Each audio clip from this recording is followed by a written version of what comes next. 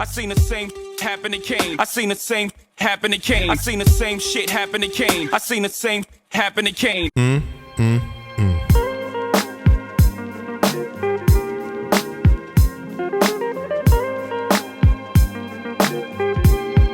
Big Daddy Kane, icon, hip-hop royalty of the 1980s. I mean, he's a legendary Big Daddy Kane. But Big Daddy Kane, I always wondered, what happened to his rap career? Big Daddy Kane came out in 1988, Cold Chillin' Records, one of the many artists that led the charge for Cold Chillin' Records. And it was just like, it was him, Kane. He was a legendary member of the Juice Crew, the hip hop rap phenomenon, the crew known as the Juice Crew in the 1980s. It was Big Daddy Kane, MC Shan, Cool G Rap, Roxanne Shante. Let me dissect this. This is Anthony, and I am your host, and this is the Entertainment for One podcast. Thank you for watching. Like this video, share this video, but most importantly, subscribe to the channel if you like this content I'm providing. And what happened to Big Daddy Kane's rap career? Real simple. I'll break it down to you real quick. He tried to mimic the career of LL Cool J and become a sex symbol. That was pretty much it. He came out in 1988 with his classic hip hop album, Long Live the Kane, which featured Ain't No Half Stepping on it. One of the biggest rap song of his career, in my opinion. I think so. But the album did have Set It Off was on there, which was a hit. Raw was a hit. And it also had Just Rhyming with the Biz. I mean, although that album had its hits on there, it was just like a shift, I would say, in his music, because Big Daddy Kane became more of the persona of him being a ladies' man started to take a slow effect on his career, because he was coming out with songs geared more towards the ladies, whereas his first album was a strictly hip-hop album. In 1989, when Big Daddy Kane came out with It's a Big Daddy Thing, he kind of went in a sort of a different direction. You noticed he showed us a slightly different side to him, and I call it his more smooth operator side, his ladies man side. And I mean, he did have a song on there that was a classic called Smooth Operator, but he also had songs in there like Pimpin' Ain't Easy, I Get the Job Done, and those songs were more geared towards the ladies, at least, or I Get the Job Done was more geared towards the dance floor. Big Daddy Kane was trying out different styles of music. He got Teddy Riley to produce that song. Song was a classic. I love that song. But you could tell Big Daddy Kane was going for a more slightly commercial appeal, and he was going more for the ladies with some of the songs, and his whole aura and persona that he had at the time. I mean, if you look at that album cover, and well, his first album cover had some ladies around him, but if specifically this album cover had, half naked ladies on there in swimming suits, which was cool, because that's literally Big Daddy Kane's album. It's a Big Daddy Thing was one of my favorite album covers to this day, but you could slightly see where he was taking his career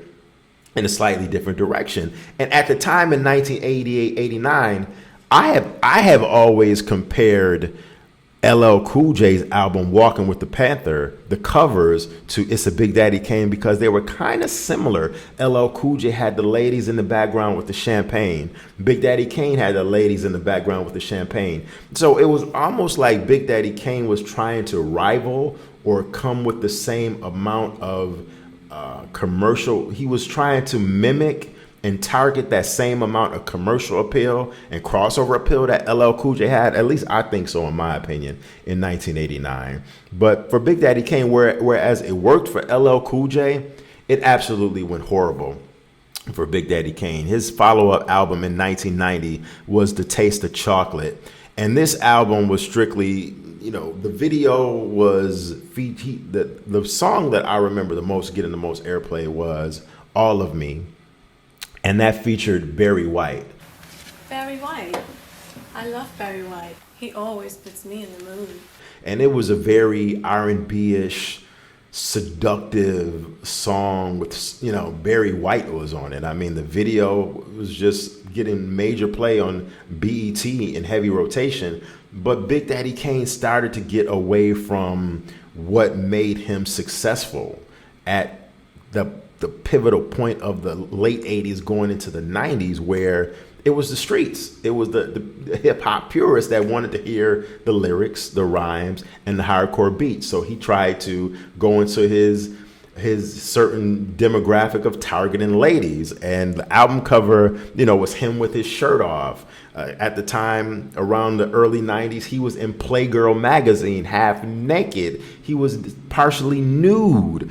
So he definitely wanted to cross over, but I think the push, he didn't, number one, there was a couple of things that worked against Big Daddy Kane at the time. And one of those things was that he didn't have the support and that backing of his record label, which was at the time, it was Cold Chillin' Warner Brothers. He was on Cold Chillin' was a subsidiary record label, independent label that was distributed by, if I remember correctly, Warner Brothers Records at the time. So Big Daddy Kane didn't have that backing like LL Cool J had. Def Jam Records was distributed by CBS Records or CBS, and then Columbia Records. That was a major backing that LL Cool J had at Def Jam. Then he had Russell Simmons and Leo Cohen, who major players in the game. Cold Chillin' didn't have that. So Big Daddy Kane just didn't have that push in his corner like LL Cool J did. So 1990, Taste of Chocolate. Then in 1991, he came out with the Prince of Darkness album. And on this album cover, he was looking like he was portraying the role of being smooth, like Clark Gable, in a white suit, walking into a bedroom with a woman laying on the bed. And some of these songs on this album, Prince of Darkness, was just absolutely terrible. I remember buying this cassette in 91 being very disappointed. I mean, The Lover in You was like the very first jump off single. And it was just crossover meant for the ladies. TLC, I'm just going through some of these titles. I'm Not Ashamed, and I haven't heard this record in over 30 years, so I don't know what street orientated or crossover or women or geared towards the ladies, but it just wasn't a good album. 1993, he tried to resurrect his street cred and come out with It Looks Like a Job For, which was more geared towards his audience, his original audience, the hip hop purist. And he had, Enough Respect on there. He had Enough Respect Due from the Juice soundtrack. That song was a classic. He had, a couple other songs on there.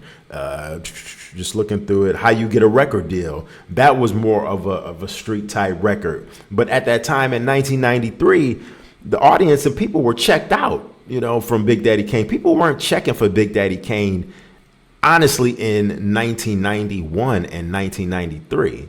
And then 1994, he had Daddy's Home. That was another album that you could say was geared towards the streets a little bit more by some of the singles he released, like In the PJs and Show and Prove, which featured a young Jay-Z, Old DB, Old Dirty Bastard, and Shaheem the Rugged Child. But people checked out on Big Daddy Kane's career in the early 90s, very early 90s. Then from 94 to 98, he took a 4-year hiatus and came out with which is crazy to think that Big Daddy Kane's last album was in 1998. And that was called Veterans Day. That album was absolutely terrible. It's one of the worst albums, hip hop wise or any genre wise, that I've ever heard in my life.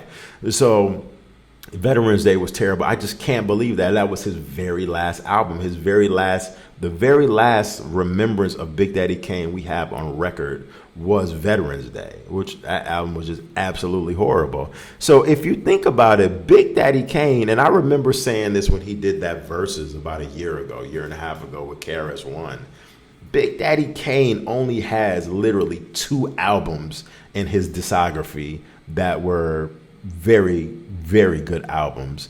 His first album, Long Live Kane, classic, and his second album, It's a Big Daddy Thing, which it wasn't a classic, but it was an extremely very good album. You could even I wouldn't get mad if you called it a classic. So to me, the thing that killed, and not to mention, we're not even going to talk about the infamous photo shoot he did with Madonna, the half-naked, almost borderline pornographic photo shoot he did with Madonna and Naomi Campbell. I mean, that kind of took his career to different heights as far as his popularity, but he didn't win any points with the streets on that. But So yeah, those are like pretty much two of the major contributing factors to why I feel like Kane, his career just, evaporated. It just disappeared. This is the Entertainment for One podcast. I'm Anthony. I will check you later. Peace. Have a great one.